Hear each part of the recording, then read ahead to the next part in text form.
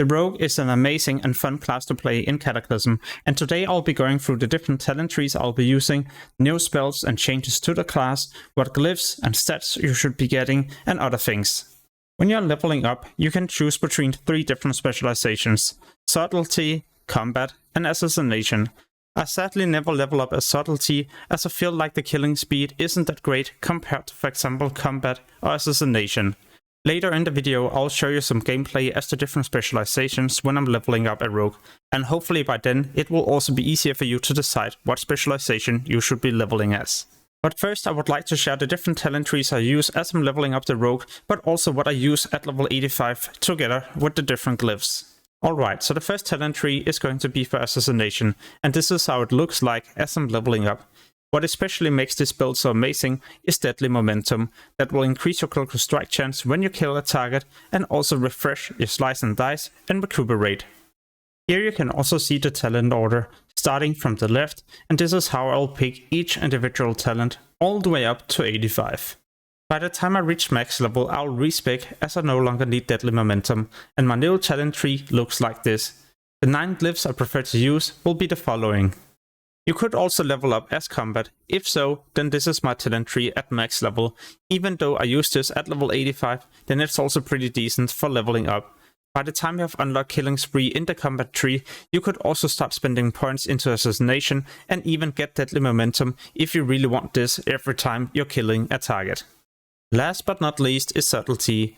What I'm looking forward to is to finally be able to use the specialization in PvE content.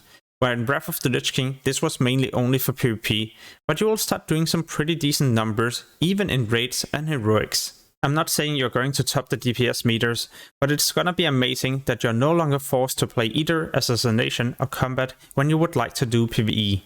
In a moment I'll show you a bit of leveling gameplay, but first I would also like to highlight this amazing Cataclysm leveling guide. You'll get to level 85 super quickly, as it has been developed by the best speed levelers in World of Warcraft, and you can even use this in the pre-patch as well. You just follow the different steps, and there will even be text explaining what you will have to do.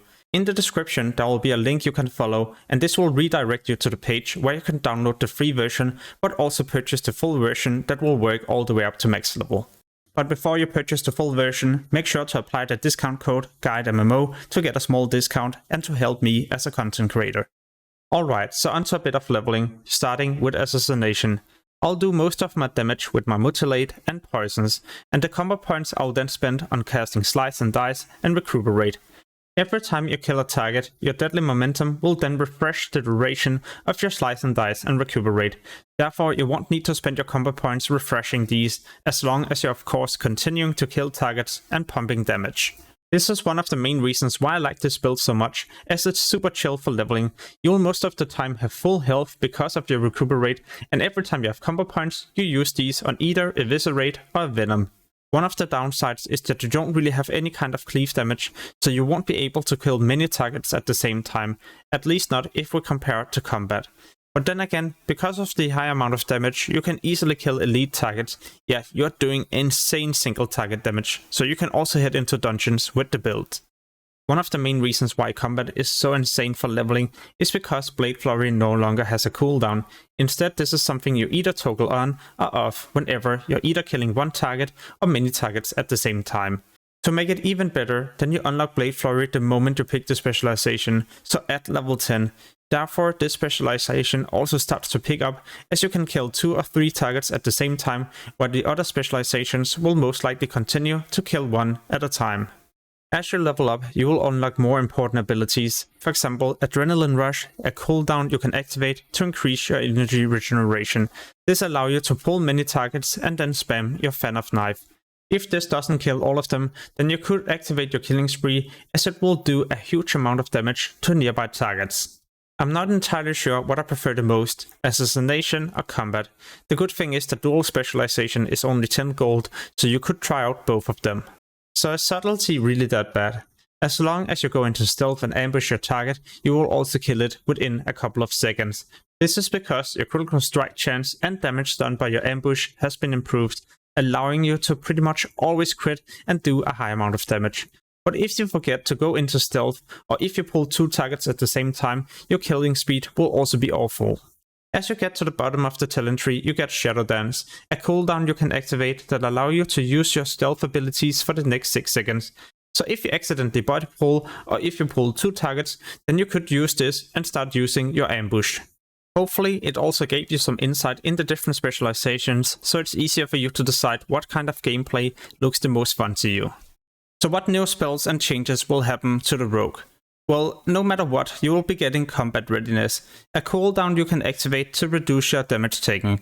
Every time you take damage, you will reduce your damage taken by 10%, and this stacks up to 5 times. So a total of 50% reduced damage. When you activate the cooldown, it will last for 20 seconds, and every time you then take damage, you will get this reduced damage buff for 10 seconds. So after the 20 seconds, you will then have this buff for another 10. In other words, you will be able to reduce your damage taken for 30 seconds. Sometimes it can be quite annoying if you're killing a target and you then accidentally have a few combo points left. What you can do now is use redirect, and this will redirect the current combo points onto another target. Super useful if you for example have poisons on your current target and you know these will kill the target, then you could simply swap to the other one and then continue with the remaining combo points.